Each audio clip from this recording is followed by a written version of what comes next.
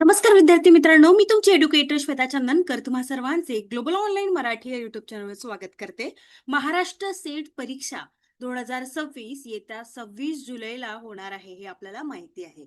आणि आज या व्हिडिओमध्ये आपण जनरल पेपर वन जो कंपल्सरी असतो त्याचे महत्वाचे PYQ प्रश्नांचा अभ्यास करणार आहोत. आणि ते प्रश्न असणार आहे 2011 ते 2025 म्हणजे गेल्या 15 वर्षाचे PYQ प्रश्न आपण डिस्कस करणार आहोत. एकंदरीत PYQ प्रश्न जे डिस्कस करायचे असतात किंवा अभ्यास करायचे असतात ते कशासाठी? तर एकंदरीत या PYQ प्रश्नातूनच आपला चांगल्या पद्धतीचा अभ्यास होतो. आपल्याला माहिती पडतं की प्रश्न हे कोणत्या पद्धतीचे विचारले जातात आहे किंवा मग कशा पद्धतीने त्याचे ट्रिक्स असतात सॉल्व्ह करायचे हे सुद्धा आपल्याला PYQ प्रश्न सॉल्व्ह केल्याने कळतं. जसा 60% अभ्यास आपण थेअरी वाचून करतो, तसा 40% अभ्यास हा PYQ प्रश्नांनी होत असतो. त्यामुळे PYQ प्रश्न हे खूप महत्वाचे असतात.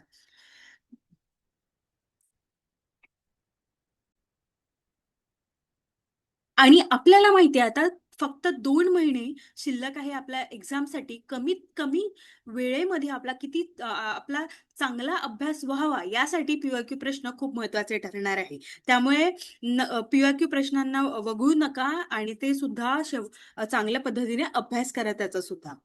ठीक आहे, चला. ग्लोबल ऑनलाईन आपल्यासाठी घेऊन आले आहे MS सेट पेपर 2026 यासाठीचा बॅच जे 1 जून पासून सुरू होणार आहे, म्हणजे आजपासून सुरू होते आहे. आणि या जनरल पेपर वन मध्ये तुम्हाला पेपर वनच्या बॅच मध्ये तुम्हाला लाईव्ह क्लास मिळणार आहे, रेकॉर्डेड लेक्चर मिळणार आहे, 10 युनिटचे नोट्स मिळणार आहेत, युनिट वाईज MCQs मिळणार आहेत, 5,000+ MCQ सिरीज मिळणार आहे, सोबतच 50 अधिक मॉक टेस्ट मिळणार आहे. मॉक टेस्टचं महत्व आता तुम्हाला सांगते की जसं आता एक्झाम जशी असते, 1 तासाचा पेपर वन असतो, तशा पद्धतीचे मॉक टेस्ट आपण डिझाईन केलेले आहे आणि तशा पद्धतीचेच प्रश्न आपण तिथे विचारतो आहोत, जेणेकरून तुम्हाला तशा पद्धतीने सॉल्व्ह करण्याची प्रॅक्टिस झाली पाहिजे. म्हणून मॉक टेस्ट खूप महत्वाची असते आहे. लास्ट 15 इयरचे PYQs आम्ही तुम्हाला प्रोव्हाइड करणार आहोत. सोबतच 1 वर्षाची व्हॅलिडिटी सुद्धा असणार आहे.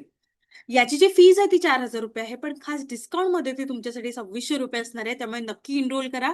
इनरोल करण्यासाठी तुम्ही दिलेल्या नंबरवर संपर्क करू शकता किंवा global online app play store वरून डाउनलोड करू शकता.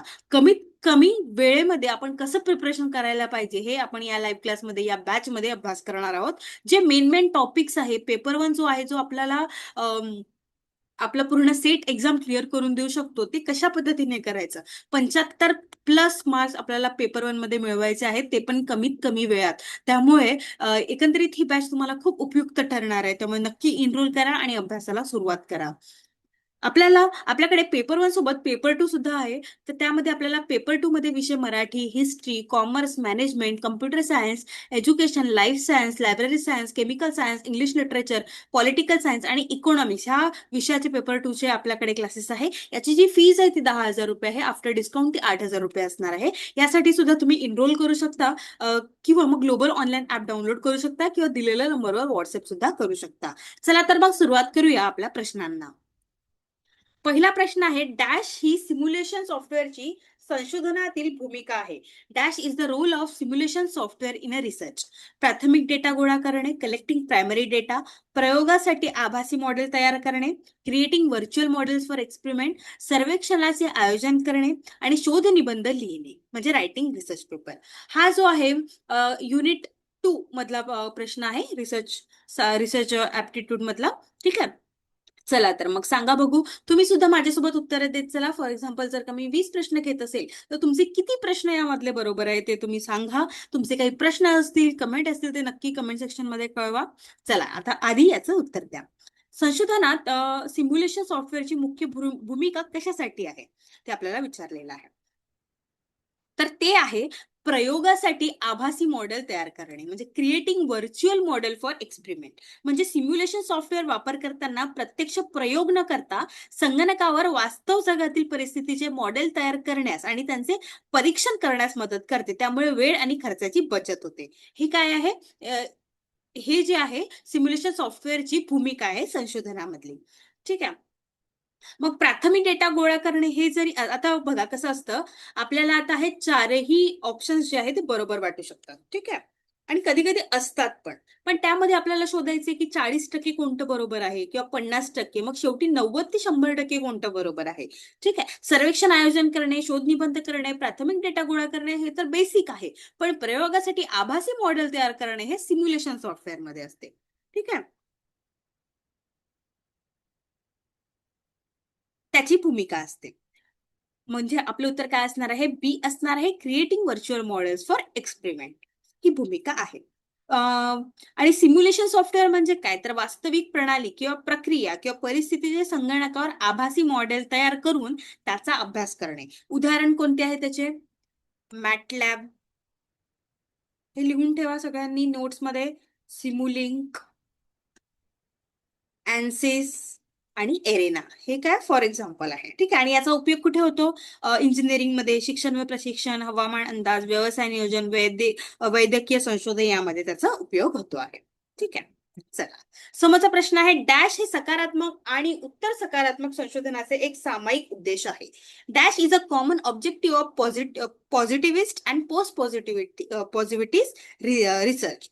ए ऑप्शन आहे, संशोधन प्रक्रियेमधून व्यक्ती सापेक्षता पूर्णता काढून टाकणे, म्हणजे completely eliminating subjectivity from the research process. नवीन ज्ञानाचा शोध घेणे व इंद्रिय गोचर घटनेला समजून घेणे, म्हणजे discovering new knowledge and understanding phenomena. वैयक्तिक मते आणि अनुभवजन्य पुराव्यावरील विश्वास यांना प्राधान्य देणे. Prioritising personal opinion and reliance on the empirical evidence. D आहे, संशोधन प्रक्रियेत कोणत्याही प्रकारचा डेटा वापरणे टाळणे, म्हणजे avoiding the use of any type of data in the research process. तर चला सांगा बघू. तर कोणतं कॉमन ऑब्जेक्टिव्ह आहे दोघांमध्ये? हा. तर पहिले आपल्याला काय माहिती पाहिजे? एकंदरीत असा प्रश्न विचारल्यावर आपल्याला आधी काय माहिती पाहिजे हे आपल्याला माहिती असणं आवश्यक आहे.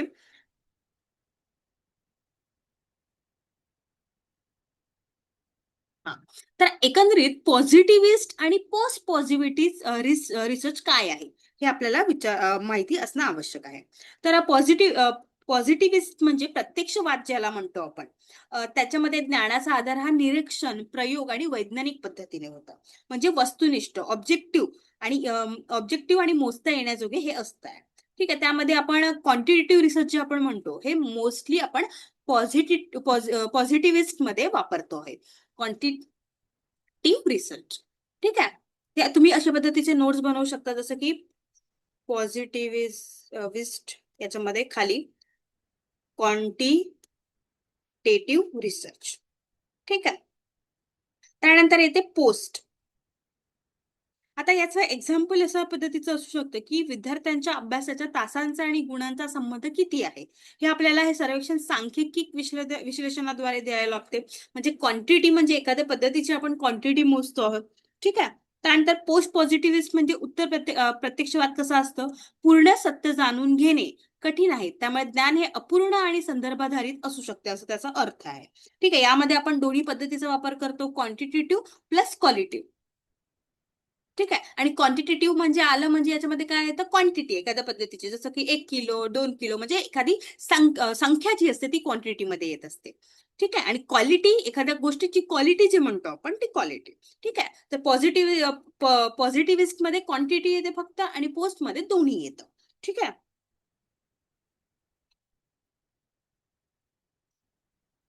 आणि पॉझिटिव्हिस्टचा निरीक्षण आणि प्रयोगावर भर असतं आणि पोस्टचा फक्त निरीक्षणावर असतं.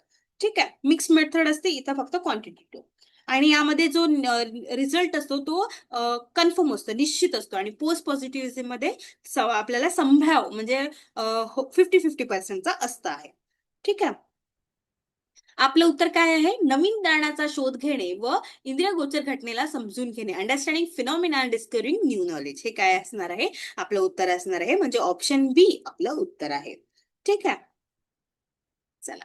समोरचा प्रश्न आहे, शैक्षणिक लेखन आणि संदर्भासाठी DOI या शब्दाचा अर्थ असा आहे. In the context of academic writing and referencing the term, DOI stands for सारस्य दस्तऐवज, डॉक्युमेंट ऑफ इंटरेस्ट, माहिती निर्देशिका, directory of information, digital object identifier, digital object identifier आणि डेटाबेसचे एकात्मीकरण, म्हणजे डेटाबेस इंटिग्रेशन. काय असणार आहे सांगा बघू. तुम्ही सुद्धा माझ्यासोबत उत्तरे देत चला, हा ना. हा. तर DOI याचा अर्थ आहे डिजिटल ऑब्जेक्ट आयडेंटिफायर, म्हणजे संशोधन लेख, जनरल लेख, पुस्तकाचे प्रकरण इत्यादी डिजिटल दस्तऐवजांना दिला जाणारा कायमस्वरूपी म्हणजे परमनंट युनिक ओळख क्रमांक.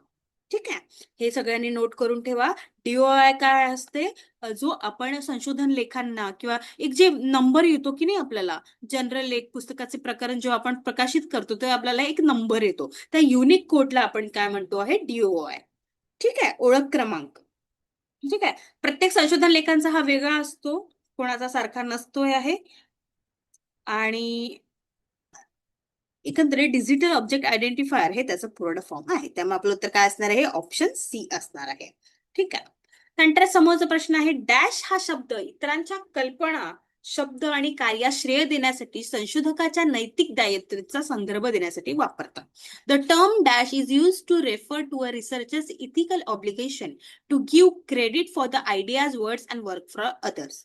ऋणनिर्देश, साहित्यिक चोरी, लेखत्व विशेषता. युनिट 2 मधला प्रश्न आहे, पहिले याचं उत्तर देऊन द्या. ठीक आहे, dash is use to refer a researchers ethical obligation to give credit for the ideas, words, work. चला सांगा बघू, तुम्ही सुद्धा माझ्यासोबत उत्तरे देत चला, जेणेकरून तुम्हाला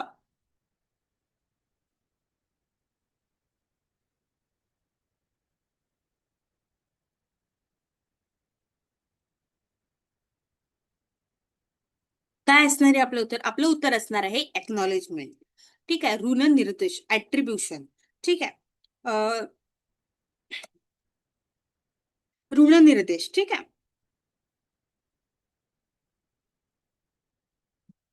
the term attribution is used to refer to a research ethical obligation to give credit for the ideas.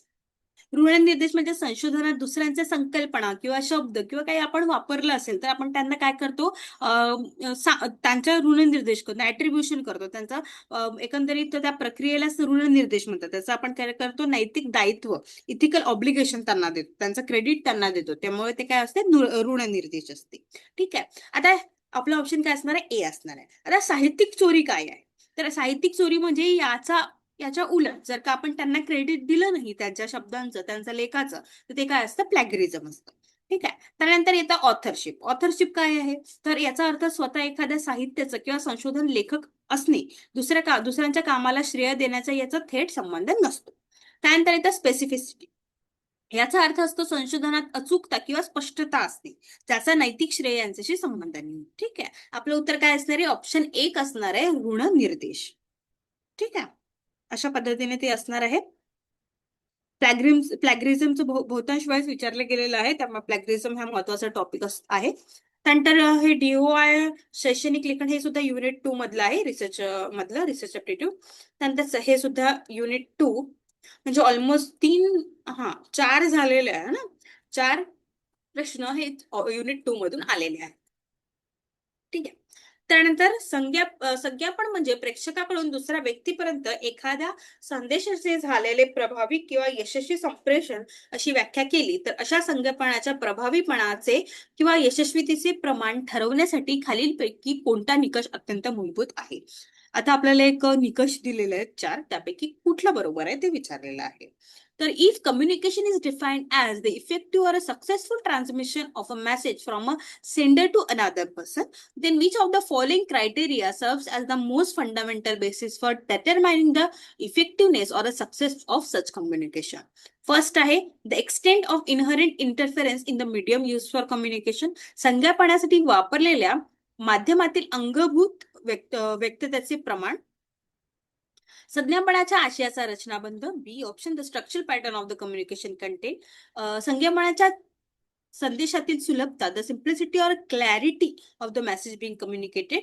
आणि प्रेक्षकाचा हेतू आणि अभिप्रेत अर्थ, the sender's intent and inherent meaning behind the content. एकंदरीत पहिली गोष्ट आपल्याला माहिती पाहिजे की कम्युनिकेशन काय आहे, इफेक्टिव्ह कम्युनिकेशन काय आहे. आता सेंडर कम्युनिकेशन मध्ये कोण असतो? सेंडर आणि रिसिव्हर. ठीक आहे, म्हणजे एखादा मेसेज सेंडर सांगतो रिसिव्हरला पोहोचतो, त्यासाठी मीडियम बरोबर पाहिजे. एक तर फेस टू फेस किंवा मग ऑनलाईन असेल तर ते फेस टू फेस असेल तर बघा, आता सेंडर मेसेज सांगतोय रिसिव्हरला मिळाला, पण रिसिव्हर जर का त्याला फीडबॅक देईल तेव्हा जाऊन ती कम्युनिकेशन काय होईल, इफेक्टिव्ह कम्युनिकेशन. ठीक आहे. तर यामध्ये आता सांगा बघू याचं उत्तर काय असणार आहे. तर communication is defined as the effective successful transmission of message from sender to another person. पण खाली दिलेल्या क्रायटेरियामध्ये ते काय असणार आहे, ते आहे डी, संवाद यशस्वी होतो तेव्हा जेव्हा प्राप्तकर्ता प्रेक्षकांचा हेतू आणि संदेश अचूक समजून घेतो. आता मी तुम्हाला एखादा टॉपिक समजवती आहे, ठीक आहे. टीचर टॉपिक समजवती आहे, स्टुडंटला समजला आहे, किंवा मग तुम्हाला माझं जो म्हणणं आहे टॉपिक ते तुम्हाला समजलं आहे व्यवस्थितपणे, तेव्हा जाऊन आपलं काय होईल, इफेक्टिव्ह लेक्चर होईल. ठीक आहे. मला जे सांगायचं आहे एका व्यक्तीला, त्याला मी व्यवस्थितपणे समजावून सांगितलेलं आहे आणि त्याचा व्यवस्थितपणे मला फीडबॅक पण आलेला आहे, तेव्हा जाऊन काय होईल, इफेक्टिव्ह कम्युनिकेशन. जर का त्याचा फीडबॅक आलेला नसेल तर ते इफेक्टिव्ह कम्युनिकेशन होणार नाही. ठीक आहे. जर संदेश स्पष्ट असेल किंवा माध्यम परिपूर्ण असेल तर प्राप्तकर्त्यांना संदेशाचा किंवा प्रेक्षकाच्या हेतूशिवाय वेगळ्या प्रकारे समजू शकते. ठीक आहे. आपलं उत्तर काय असणार आहे, डी असणार आहे. चला, समोरचा प्रश्न आहे आणि हा घटक 4 मधला प्रश्न आहे, कम्युनिकेशन. ठीक आहे. तुम्ही उत्तरे देत असाल ना, उत्तरे तुम्ही बघा. म्हणजे जर का आता आपला पहिला प्रश्न असता, आतापर्यंत 5-6 प्रश्न झालेले आहे, 6 पैकी तुम्हाला किती आले हा, ते लिहून ठेवायचं. चला, एक शिक्षक 10 विद्यार्थ्यांच्या वर्गापुढे व्याख्यान देत आहे, हे काय, प्रसंग 1 दिलेला आहे. दुसरा प्रसंग आहे, एक शिक्षक 100 विद्यार्थ्यांच्या वर्गापुढे व्याख्यान देत आहे. प्रभाव पाळणारे इतर सारे घटक दोन्ही प्रसंगामध्ये सारखेच आहेत असे आपण गृहीत धरूया. तर संज्ञापनाच्या दृष्टिकोनातून खालीलपैकी कोणते विधान सर्वाधिक संभव आहे. सिनोरिओ काय आहे, एक प्रसंग सांगितला आहे की एक जे टीचर आहेत ते लेक्चर देतात 10 मुलांसमोर, त्यानंतर दुसरे देत आहे 100 मुलांसमोर. तर आपण अझ्युम करतो आहे की आता आपल्याला सिनारिओ दिलेली आहे. ऑप्शन 1 आहे, विद्यार्थ्यांच्या शिक्षकांसोबत होणारी आंतरक्रिया प्रसंग 1 पेक्षा प्रसंग 2 मध्ये जास्त असेल. Interaction will be greater in scenario 2 than in scenario 1. बी म्हणते आहे, विद्यार्थ्यांची शिक्षकांसोबत होणारी आंतरक्रिया प्रसंग 2 पेक्षा होणारी 1 मध्ये जास्त असेल. विद्यार्थ्यांची शिक्षकांसोबत होणारी आंतरक्रिया दोन्ही प्रसंगामध्ये सारखी असेल. विद्यार्थ्यांची शिक्षकांसोबत आंतरक्रिया अप्रभावित राहते. चला सांगा बघू.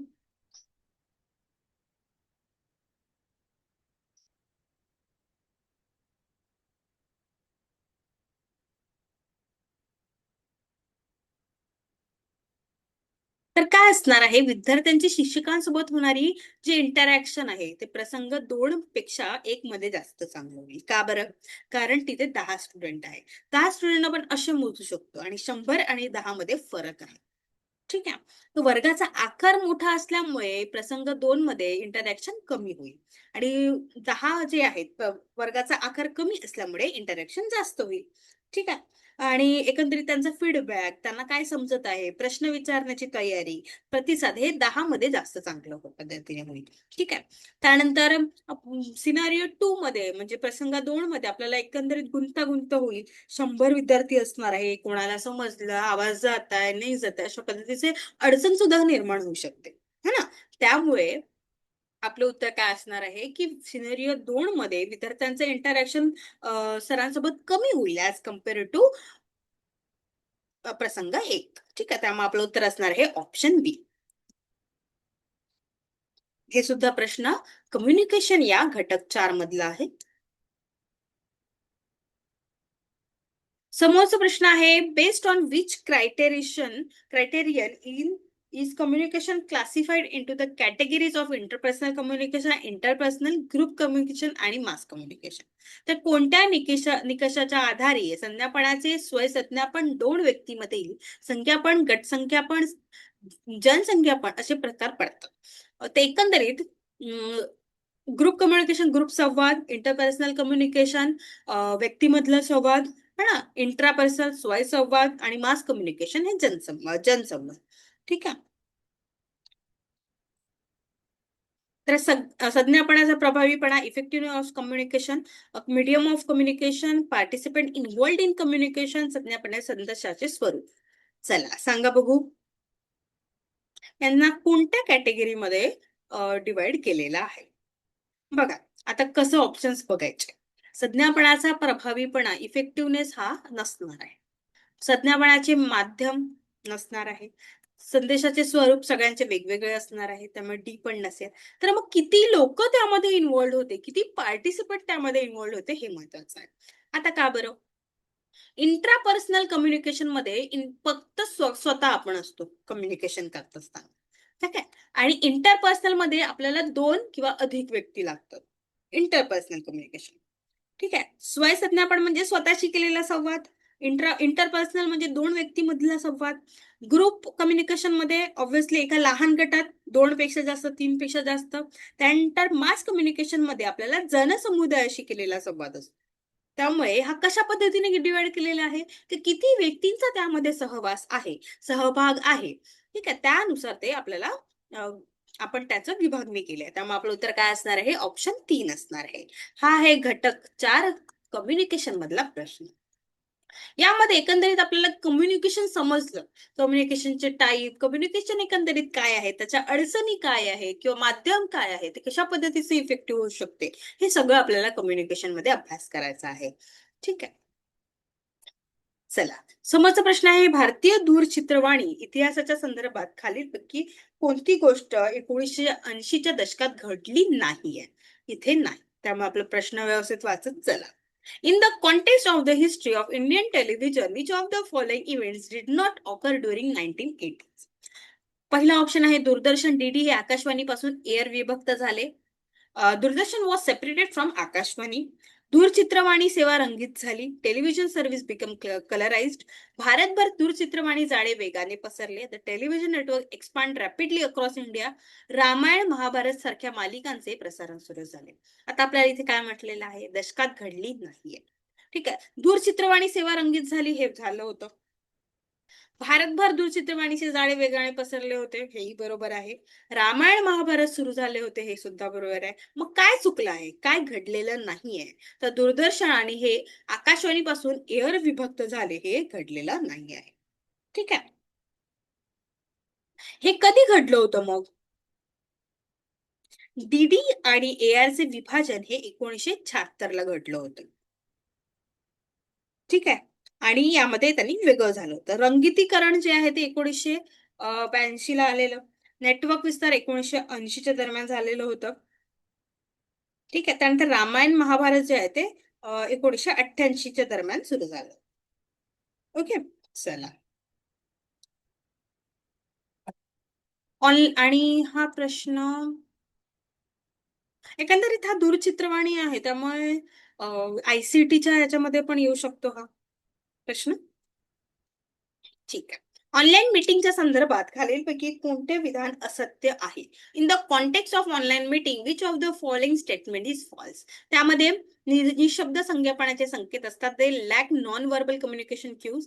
ते स्थळाच्या मर्यादा पार करते. ते ट्रान्सिट जिओग्राफिकल लिमिटेशन. ते बहुमाध्यम संज्ञापन करू शकते. ते अनेबल मल्टीमीडिया कम्युनिकेशन. त्यामध्ये विविध आंतरक्रियांचा समावेश करता येऊ शकतो. ते can incorporate various forms of interaction. चला सांगा बघू, ऑनलाईन मीटिंगच्या संदर्भात विचारलेलं आहे.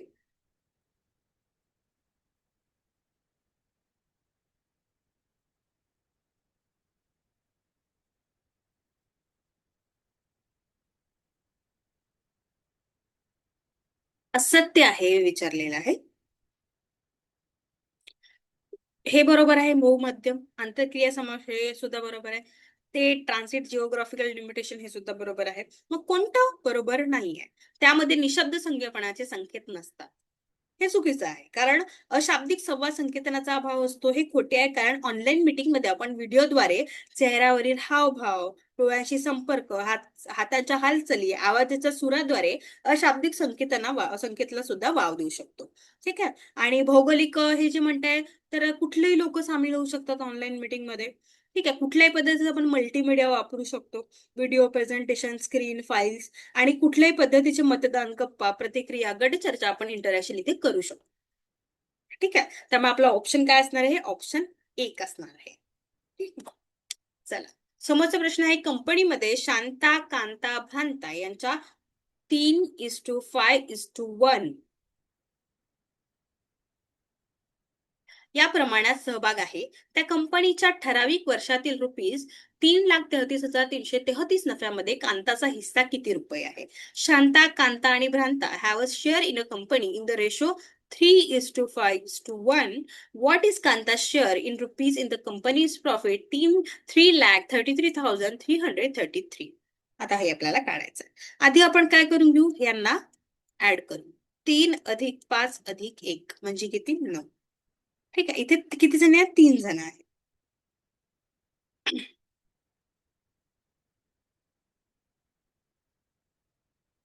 ठीक आहे. शांताचे 3 आहे, कांताचं 5 आहे आणि 1 आहे भ्रांतचं. कांताचं शेअर किती आहे? 5 आहे. 5/9. ठीक आहे. गुणीला 3,33,333. आता याचा आपल्याला गुणाकार करायचा आहे. 5 गुणीला 37,037 म्हणजे 1,85,185. हे काय आहे? कांताचा शेअर असणार आहे. बघा किती सोपं होतंय. तुम्ही मला आता कमेंट सेक्शन मध्ये शांता आणि भ्रांताचा शेअर सांगा. जर का तुम्ही जेन्युनली अभ्यास करायचा विचारत असाल तर नक्की तुम्ही कमेंट करणार आहात. कारण एकंदरीत मॅथ्स हे सॉल्व्ह करूनच येत असतं आणि मॅथ्स आपल्याला सॉल्व्ह करून जेवढेच जास्त प्रॅक्टिस होईल तेवढं जास्त आपल्याला करायचं आहे. ठीक आहे. तर तुम्ही मला कमेंट सेक्शन मध्ये शांता आणि भ्रांताचं सांगा. त्यांचं आहे 3 आणि 1. ठीक आहे. चला. समोरचा प्रश्न आहे, एका घड्याळामध्ये एका विशिष्ट वेळेस सोमवार 1 PM निर्देशित केलेले होते, तर त्या घड्याळामध्ये 101 तासानंतर काय निर्देशित केलेले असेल? At a specific time clock indicate Monday 1 PM. What will the clock indicate after 101? रिझनिंगचा प्रश्न आहे, तो मॅथ्सचा प्रश्न होता. ऑप्शन मध्ये आहे सोमवार 1 AM, मंगळवार 4 AM, गुरुवार 5 PM, डी शुक्रवार 6 AM. 24 तास असतात एका दिवसामध्ये आपल्याला माहिती आहे. 101 डिवायडेड बाय 24. यामध्ये 4 येईल आणि 5 काय येईल? रिमाइंडर येईल. ठीक आहे. आता आपल्याला मंडे पासनं सोमवार पासनं अधिक 4 म्हणजे किती असतात? किती दिवस होता? Monday, Tuesday, Wednesday, Thursday, Friday. Monday पासून मोजायचंय ना. ट्युजडे, वेडनेसडे, थर्सडे, फ्रायडे म्हणजे मंगळवार, बुधवार, गुरुवार, शुक्रवार. ठीक आहे. आपलं काय आलेलं आहे? शुक्रवार आलेला आहे. ठीक आहे. ऑप्शन डी मध्ये तर सरळ शुक्रवारच आहे, त्यामुळे आपलं ऑप्शन डी असणार आहे. आता आपल्याला 6 PM कसं काढलं ते बघावं लागेल ना. सोमवार 1 PM पासून आपण सुरुवात केली होती. आता हे रिमाइंडर जे आलं होतं ते आपल्याला इथे ऍड करायचं आहे. म्हणजे किती होईल? 6 PM. आणि आपलं उत्तर काय असणार आहे? फ्रायडे 6 PM असणार आहे. बघा, क्लॉकचे प्रश्न अधेमध्ये विचारले जातात. ठीक आहे. त्याचं एकंदरीत बेसिक आपल्याला समजलं की नेहमी आपल्याला क्लॉकचे प्रश्न येतात. त्यामुळे जास्त काही कठीण नाही आहे, त्यामुळे तुम्हाला नक्की येणार ते. ठीक आहे.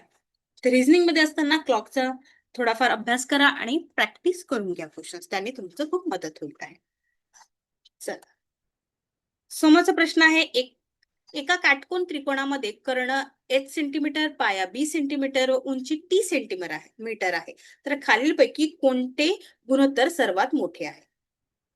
In right angle triangle, the hypotenuse is H centimeter, the base is B, height is T. Which of the following ratio is the largest? Right angle triangle. H आणि हे B अशा पद्धतीचं आहे. ठीक आहे. H म्हणजे कर्ण, पाया म्हणजे B आणि उंची म्हणजे T. गुणोत्तर आता आपल्याला काढायचं आहे. ऑप्शन दिले आहे H/T, B/T, T/H, B/H. चला सांगा बघू. हायपोटेनियस नेहमी बी आणि टी पेक्षा हा मोठा असतो, हे आपल्याला माहिती आहे.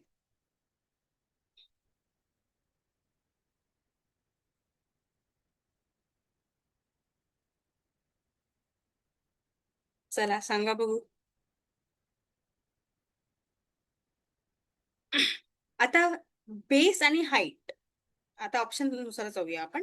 हाईट बाय टी, यामध्ये हाईट हायपोटेनस बाय हाईट. इथे आपण एच लहान संख्येने, एच जर का लहान असेल हायपोटेनस भागले तर त्याचं उत्तर नेहमी 1 पेक्षा मोठं येईल. जसं की 5/4, 1/24. ठीक आहे.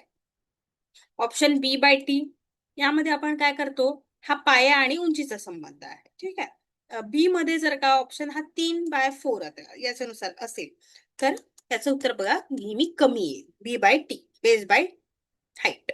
त्यानंतर आहे टी बाय एच, यामध्ये सुद्धा आपण घेऊ 4/5, 0.8. यामध्ये काय आहे, एक पेक्षा उत्तर नेहमी कमी येईल. ठीक आहे.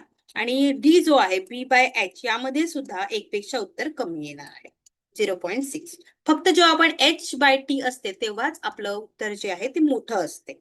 ठीक आहे. लार्जेस्ट असते, गुणोत्तर सर्वात मोठं असते. त्यामुळे आपलं उत्तर काय असणार आहे, ऑप्शन ए असणार आहे. त्यानंतर समोरचा प्रश्न आहे, खालील विधानाच्या आधारे काढलेले पुढीलपैकी कोणता ते निष्कर्ष उचित आहे. Based on the following statement which of the following conclusion is valid. हा आहे रिझनिंग, लॉजिकल रिझनिंगचा प्रश्न, युनिट 6. स्टेटमेंट दिलेलं आहे, आपले दोन कॉन्क्लुजन दिलेलं आहे. पहिला आहे all tax payers are honest, all students are honest. Some tax payer are not honest, some students are not are tax payer. All taxpayers are honest. All students are honest. Some taxpayer are not honest. चला सांगा बघू काय असणार आहे उत्तर.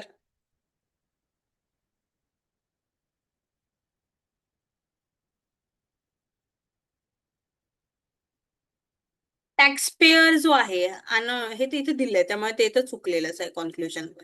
सम स्टुडंट्सचा tax आणि स्टुडंटचा काही संबंध नाही त्यामुळे ते चुकले. त्यामुळे आपलं ऑप्शन काय असणार आहे, ऑप्शन डी 1 आणि 2 हे दोन्ही नसणार आहे. ठीक आहे. समोरचा प्रश्न आहे, एका स्पर्धा परीक्षेच्या क्रमवारीमध्ये विशाल हा विजयच्या वर आहे परंतु श्यामच्या खाली आहे. विजयच्या वर आहे पण श्यामच्या खाली आहे. मोहन हा श्यामच्या वर, इथे मोहन हा श्यामच्या वर परंतु रोहनच्या खाली आहे. ठीक आहे. विजय हा विशाल आणि अशोकच्या मध्ये आहे. विजय हा विशाल आणि अशोकच्या मध्ये आहे.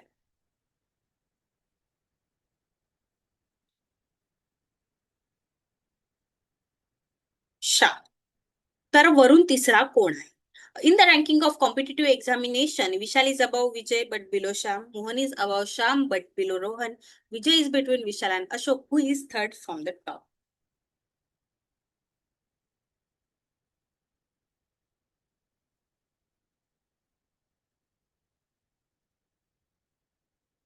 विशाल विजयपेक्षा वरचढ आहे पण श्यामपेक्षा खाली आहे. श्याम, विशाल, विजय.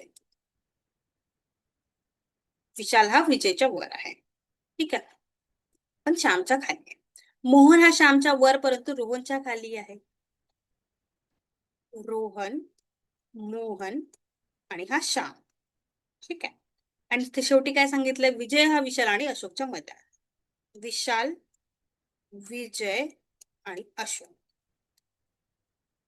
म्हणजे काय असणार आहे, रोहन, मोहन, श्याम, विशाल, विजय आणि शेवटी अशोक. आणि प्रश्न काय विचारला, who is third from the top. तिसरा कोण आहे, श्याम असणार आहे. ऑप्शन डी आपले उत्तर असणार आहे. ठीक आहे. अशा पद्धतीच्या प्रश्नांसाठी आपल्याला प्रश्न जो आहे ते व्यवस्थितपणे वाचावे लागेल. ठीक आहे. चला, रिझनिंगचा परत प्रश्न आलेला आहे. एका सांकेतिक भाषेत जर का मुंबई चे रूपांतर LVLCZ जे असे होत असेल तर सांगलीचे रूपांतर काय आहे.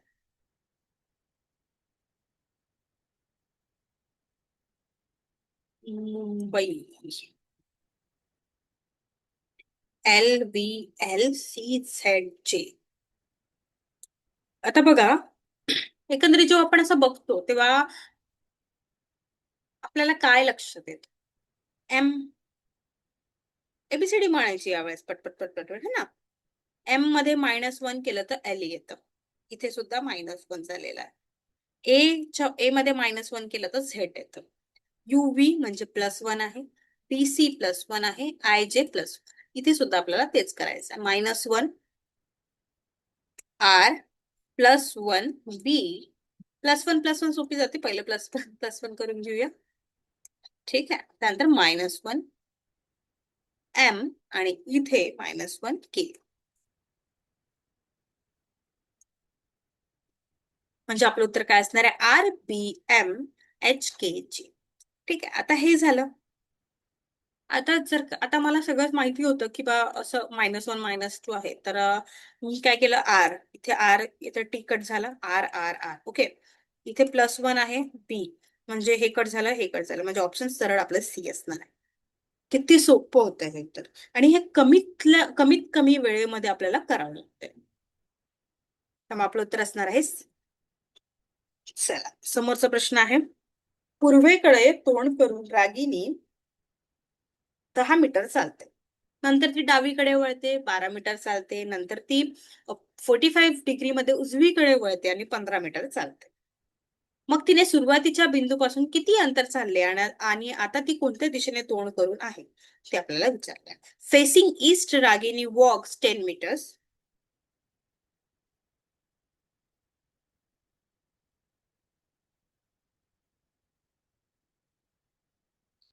Then she turns and left and walks 12 meters.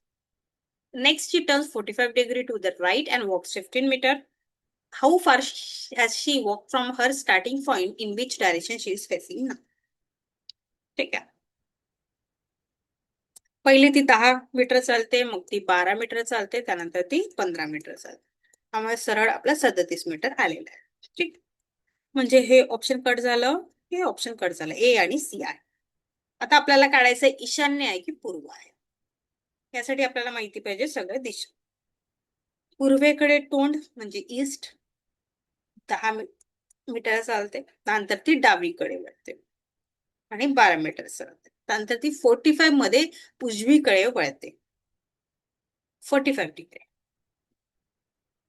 ही 90 म्हणजे, आणि ही 15 मीटर चालते. मग तिने बिंदूपासून किती अंतर झाल्याने तिचं तोंड कोणत्या दिशेला असणार आहे? म्हणजे तिचं तोंड उत्तर आणि पूर्व ईशान्य याच्यामध्ये असणार आहे. यात हे काय आहे? पूर्व आहे आणि ही उत्तर आहे, त्यामुळे इथे असणार आहे. त्यामुळे आपलं उत्तर काय असणार आहे? ऑप्शन ए, 37 मीटर ईशान्य. ठीक आहे, चला. आता आपल्याला इथे नंबर सिरीज, मॅथ्स मध्ये नंबर सिरीज भरपूरदा विचारलं जातं आणि खूप महत्वाचा टॉपिक आहे. 11, 14, 25 डॅश 133. जेव्हा आपण असं एकंदरीत बघतो, तेव्हा आपण काय करतो, पटपट आधी मायनस प्लस करून घ्यायचे. बेसिक सिरीज जे आपण बघितलेलं आहे की पहिले आपण मायनस करतो, प्लस करतो, ऍडिशन, सबस्ट्रॅक्शन, है ना. त्यानंतर ते नसेल होत तर मग आपण समोर जातो, है ना. त्यावेळी आपण स्क्वेअर, क्यूब सगळं बघतो. चला, करून बघा मग. हे मॅथ्सचे क्वेश्चन तुम्ही स्वतःला केलं पाहिजे, जेणेकरून तुमचं चांगलं म्हणजे प्रॅक्टिस होईल.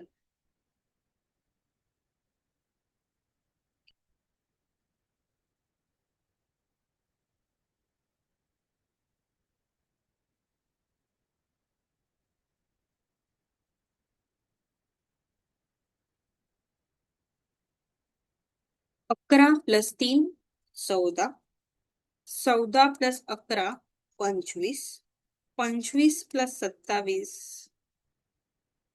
52, 52 + 81 133.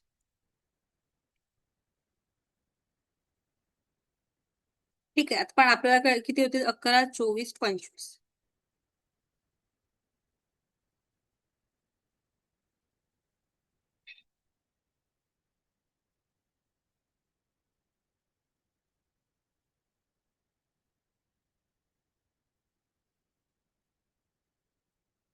चला, करून बघा.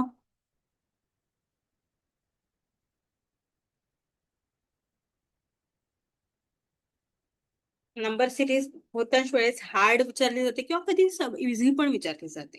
त्यामध्ये आपण ऍडिशन, सबट्रॅक्शन, स्क्वेअर, क्यूब असं वगैरे करून पटकन आन्सर काढू शकतो. 11, 14, 25 डॅश 133.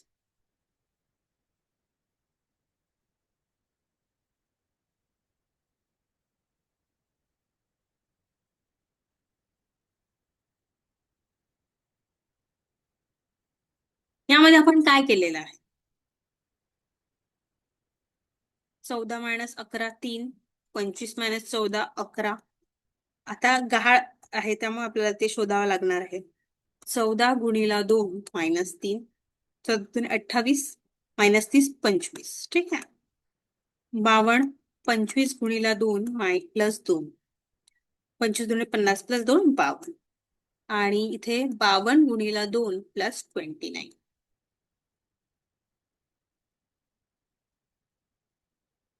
133.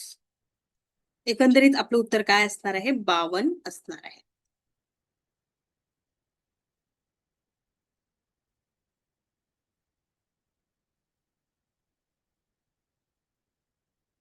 अशा पद्धतीने सुद्धा तुम्ही करू शकता.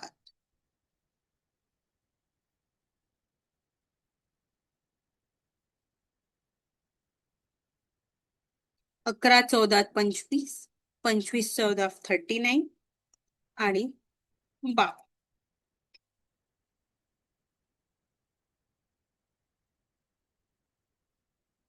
25 प्लस 14 38 प्लस 25.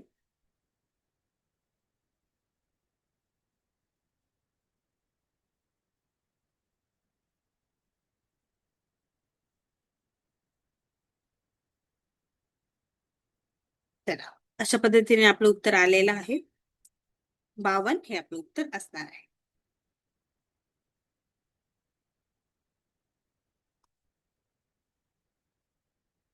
अशा पद्धतीने आपण काही महत्त्वाचे प्रश्न पाहिलेले आहे आणि त्याचे एकंदरीत ऑप्शन्स कसे हे करायचे आणि कमीत कमी वेळामध्ये जर का तुम्हाला अभ्यास करायचा असेल, तर तुम्ही पी-वाय-क्यू प्रश्न जे आहे त्यानुसारच अभ्यास करा आणि 40% तरी पी-वाय-क्यू प्रश्नांना द्या, जेणेकरून तुमचा अभ्यास होईल आहे. येत्या 1 जूनपासून म्हणजे आजपासूनच आपण नवीन बॅच सुरू करतो आहे. जर का तुम्हाला एनरोल करायचं असेल, तर तुम्ही दिलेल्या नंबरवर संपर्क करू शकता किंवा ग्लोबल ऑनलाईन ॲप प्ले स्टोअरवरून डाउनलोड करू शकता. खूप खूप धन्यवाद.